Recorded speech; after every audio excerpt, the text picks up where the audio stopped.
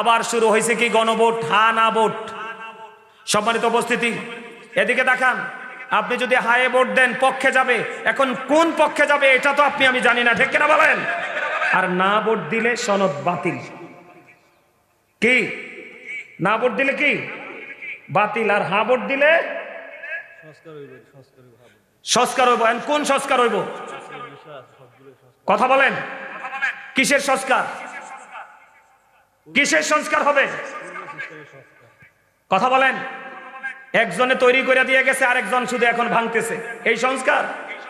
আপনি কি সংস্কার করবেন? সনদে সব উল্লেখ করতে হবে, ঠিক কিনা বলেন? কিন্তু আপনি জানা লাগবে না? আপনি যে এখানে যে সিল মারবেন, আপনি জানতে হবে না কিসে সিল মারবেন?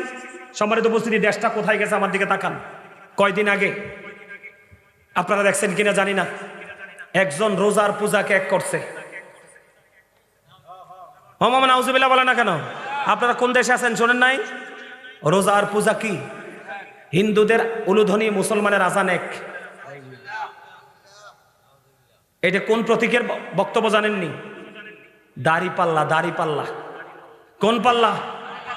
গতকালকের খবর, আমি মাহফিলে যাচ্ছি, ওই মোবাইলে ওপেনিং করছি, মোবাইল ওপেনিং করে দেখি সিরাজগঞ্জে এক এমপি পদপ্রার্থী, তিনি বলতেছে কেউ যদি দাড়ি পাল্লাকে সাপোর্ট না করে সে যেন ওয়াজ মাহফিলে না আসে। তার মানে যে দাড়ি পাল্লাকে ভোট দিবে না, সাপোর্ট দিবে না, সে কিনা না মুসলমান না। এই কথা বলছে আরেকজন। আরেকজন বলছে, ওইটাও বলছে যে যে দাড়ি পাল্লায় ভোট দিবে না, হাত পাখায় ভোট দিবে না। আপনারা অনলাইনে দেখবেন, আমি অনলাইনে দেখছি, আমি তাদের কাছে যাই নাই। যে দাড়ি পাল্লায় ভোট দিবে না এবং হাত পাখায় ভোট দেবে না, তারা নাকি মুসলমান না। নাউজুবিল্লাহ বলেন না কেন? আরো যারা বলে নাউজুবিল্লাহ। আসতে কেন নাউজুবিল্লাহ? আমি এটা বানাই বলছি, এগুলো তাদের বক্তব্য। চট্টগ্রামের একজন এমপি পদপ্রার্থী, এই মিয়া ভাই, চট্টগ্রামের একজন এমপি পদপ্রার্থী, উনি বলতেছে আমি ডাক দিলে সূর্য দাঁড়ায় থাকবে। আরো জোরে কন্যা নাউজুবিল্লাহ। এগুলো কি আল্লাহর বিধানের বিরুদ্ধাচরণ কিনা বলেন? আরে আরো জোরে বলেন। ফেনীতে একজন বলছে মসজিদে যদি রাজনীতি করতে দেওয়া না হয় তাহলে মসজিদে আজান চলবে না, কোরআন তেলাওয়াত চলবে না। নাউজুবিল্লাহ বলেন। কুষ্টিয়ার আরেকজন বলছে দাড়ি পাল্লায় কেউ যদি একটা ভোট দেয়, কয়টা ভোট? দাড়ি পাল্লায় কেউ যদি একটা ভোট দেয়, কয় 18 কোটি মুসলমানের নামাজের সওয়াব পাইব। এগুলো কি আমি মুসলমান হিসাবে প্রতিবাদ করার দরকার না? আরে ভাই, আপনি রাজনীতি করবেন, ভালো কথা করেন। রাজনীতি ছাড়া তো দেশ টিকানো সম্ভব না। সম্ভব? আপনি রাজনীতি করেন, কোনো সমস্যা নাই, ফিটারে। কিন্তু আপনি আমাদের ধর্মীয় অনুভূতিতে আঘাত করবেন কেন? আপনি মুসলমানের ইমান নিয়ে ছিনিমিনি খেলবেন কেন?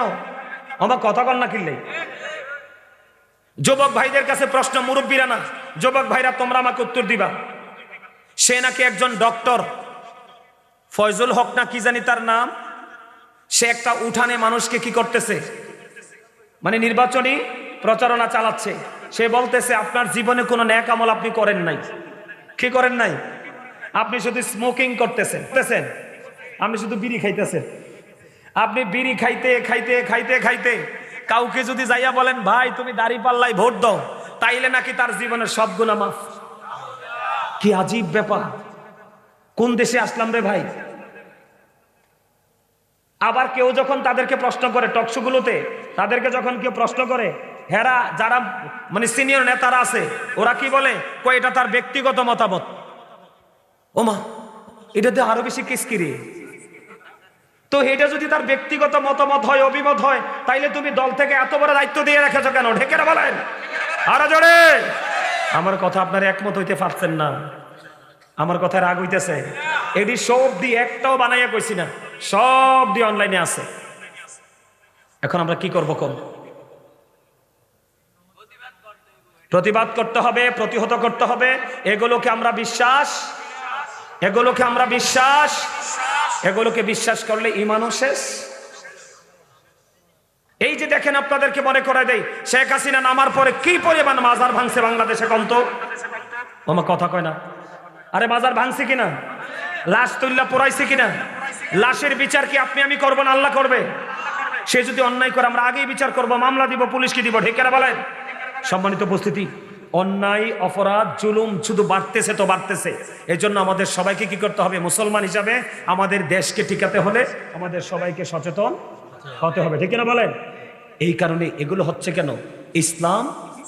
ইসলামী গান, ধর্মীয় গান না থাকার কারণে, শুধুমাত্র পৃথিবীর লোভে, ক্ষমতার চেয়ার লোভে, ঠিক কিনা বলেন? আরো জোরে, শুধু কিসের লোভে? ক্ষমতার লোভে না? আরো জোরে বলেন। আল্লাহ কি বলেছেন? মুমিন নারীরা একে অপরের বন্ধু, কারণ তারা সৎ কাজের আদেশ করে, অসৎ কাজ করতে থাকলে। এখন আপনি, আরে ভাই আপনি দল করেন, কোনো সমস্যা নাই, মানুষ কি ভুল করে না? আপনি প্রতিবাদ করবেন, তখন দেখবেন তারা এই অপরাধগুলো থেকে দূরে সরে যাবে, ঠিক কিনা বলেন? সম্মানিত উপস্থিতি, এই জন্য ধর্মীয় শিক্ষার অনেক বেশি প্রয়োজন, ধর্মীয় গান অর্জন করা অনেক বেশি প্রয়োজন।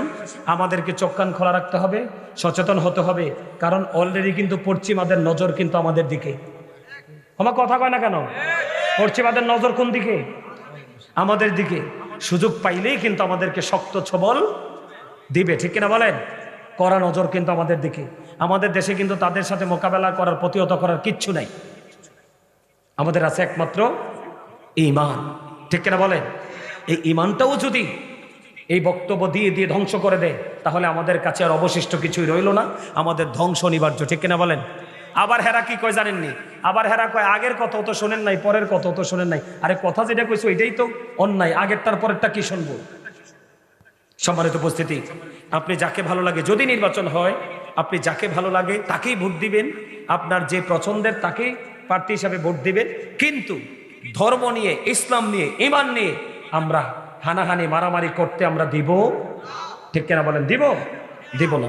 আল্লাহ যেন আমাদেরকে সঠিক বোঝ দান করে, দিনের শিক্ষা অর্জন করার তৌফিক দান করে, পথ চলার ক্ষেত্রে বেশি বেশি করে আল্লাহ রসুলের কথা মেনে চলে আমাদের চলার তৌফিক দান করে, সকলে বলুন আমিন। সম্মানিত উপস্থিতি, নামাজ পড়লেই শুধু নামাজি হওয়া যায় না, হজ করলেই শুধু হাজি হওয়া যায় না, দান করলেই শুধু দানবীর হওয়া যায় না, মাহফিলে আসলেই শুধু সত্যিকারের মাহফিলের শ্রোতা হওয়া যায় না। এই জায়গাগুলোকে নিজের করে নিতে হলে প্রত্যেকটা মানুষের মধ্যে দুইটা কন্ডিশন থাকা লাগে। কয়টা? দুইটা। একটা হলো প্রেম ভালোবাসা। প্রেম ভালোবাসার আরেকটা নাম হলো ঈমান। কি? এটার আরেকটা নাম হলো কি? সে প্রেমটা থাকবে কার প্রতি? আল্লাহ এবং আল্লাহর রসুলের প্রতি, ঠিক কিনা বলেন? আপনারা কথা বলতে হবে তো, সবাইকে কথা বলতে হবে। এটা কিন্তু শুটিং স্পট না, এটা কোনো দর্শনীয় স্থানও না, এটা হলো মার্কেটিং এর জায়গা। কিসের জায়গা? এটা মার্কেটিং করার জায়গা। কিসের মার্কেটিং? রুহের। কিসের? রুহের। সম্মানিত উপস্থিতি, আমি নির্দিষ্ট একটা বিষয়ের উপর আলোচনা করব,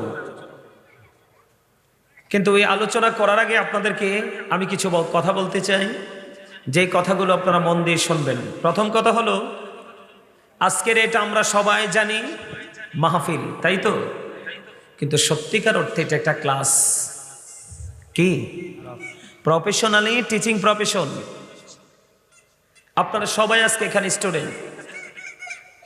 আপনাদের বাড়িতে দুনিয়ার অনেক কিছু আছে, কিন্তু আখেরাত সম্পর্কে আপনাদের কাছে অনেক কিছু নেই।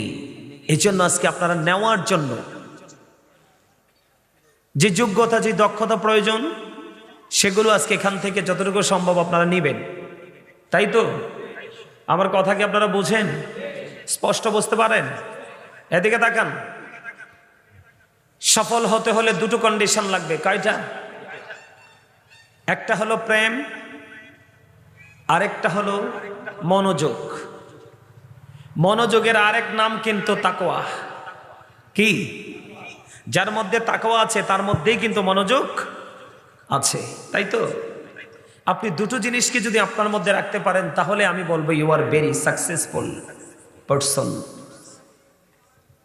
আল্লাযীনা আমানু, যারা ঈমান এনেছে, ওয়া কানু ইয়াত্তাকুন, এবং তাকওয়া অবলম্বন করেছে, লাহুমুল বুশরা, তাদের জন্য সুসংবাদ, ফিল হায়াতিদ দুনিয়া ও ফিল আখিরাহ, দুনিয়া এবং আখিরাত, প্রেজেন্ট এন্ড ফিউচার।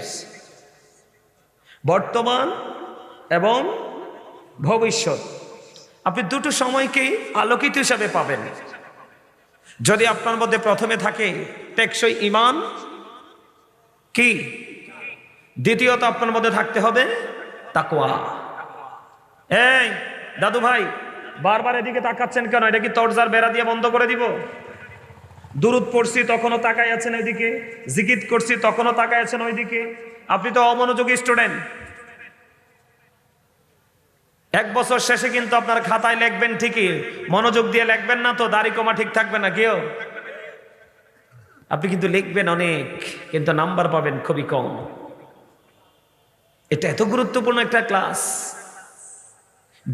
দুনিয়ার ভার্সিটিতে আপনি পড়াশোনা করলে শুধু দুনিয়া সম্পর্কে জানতে পারেন, কথা কয় না? কোন সম্পর্কে? কোন সম্পর্কে? দুনিয়া সম্পর্কে। এখন আল্লাহ দুনিয়া সম্পর্কে কি বলে? সূরা আলে ইমরান 185 নম্বর আয়াতের শেষ অংশে আল্লাহ বলেছেন, ওয়ামাল হায়াতুদ দুনিয়া ইল্লা মাতাউল গুরুর। এই যে দুনিয়া, ভোগ বিলাসিতা, দুনিয়ার জাত সব তো ধোঁকা, প্রতারণা। নাউজুবিল্লাহ বলেন না কেন? বলেছে কে? আল্লাহ। কার জন্য ধোঁকা, কার জন্য প্রতারণা? যে টোটালি আল্লাহ আল্লাহ রসুলকে ভুলে গেছে, শুধুমাত্র সে দুনিয়া নিয়ে, সন্তান নিয়ে ব্যস্ত হয়ে পড়েছে। আজকে আমাদের বাংলাদেশের অবস্থা ভালো না খারাপ? কথা বলে না কেন? শুধু খারাপ না, অনেক খারাপ। এই খারাপের কারণটা কি? একমাত্র পৃথিবীর লোভ। আমার কথা কয় না? যেই বেটা চেয়ারে বসে, হে বেটা মনে করে শুরু দেশে আমার, আর আপনি আর আমি হইছি এই দেশের ভাড়াটিয়া। কথা বলেন না কেন? আপনারা কি অসুস্থ নাকি? আরো জোরে, আরো জোরে। সত্যকে সত্য, মিথ্যাকে মিথ্যা বলতে হয়, এটাই ইমানদারের পরিচয়। কথা বলেন না কেন? আরো জোরে। বেটা পিছনে কথা বলা যাবে না, জোরে জোরে।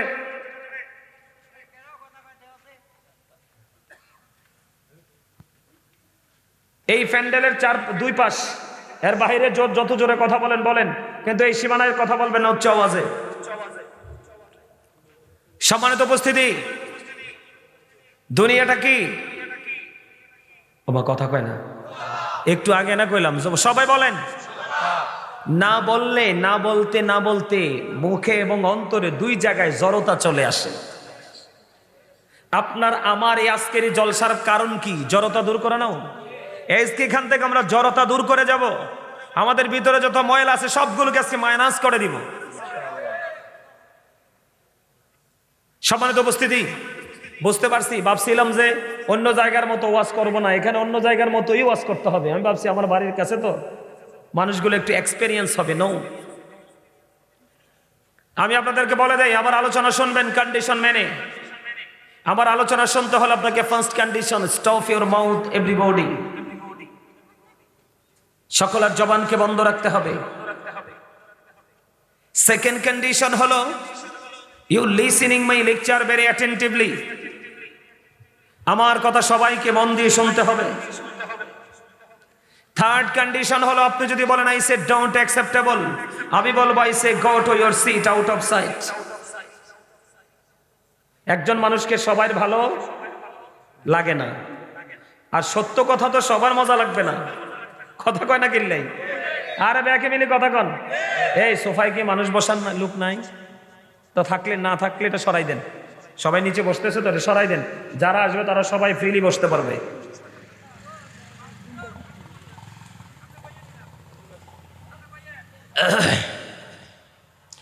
আমার কথা কি আপনারা বোঝেন?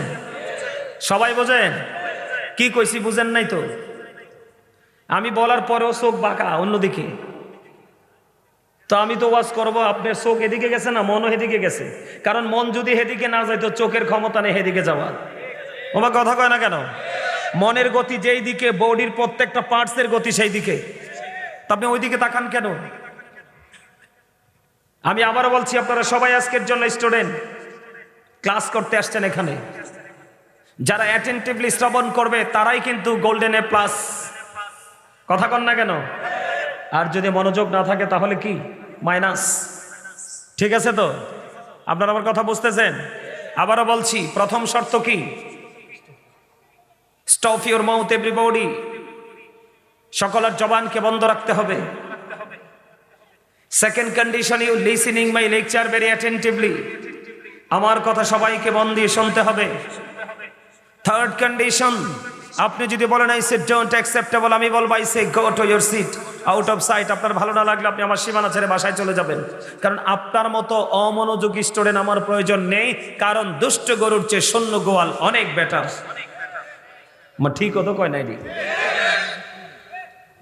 আপনার জবান দিছি কি জন্য? পান খাইতে, ভোট খাইতে, চা দোকানে বসে বসে মানুষের বদনাম করতে, যুবকরা 8-10 জন একসাথে মিলে অপ্রাসঙ্গিক অগ্রহণযোগ্য কথা বলার জন্য।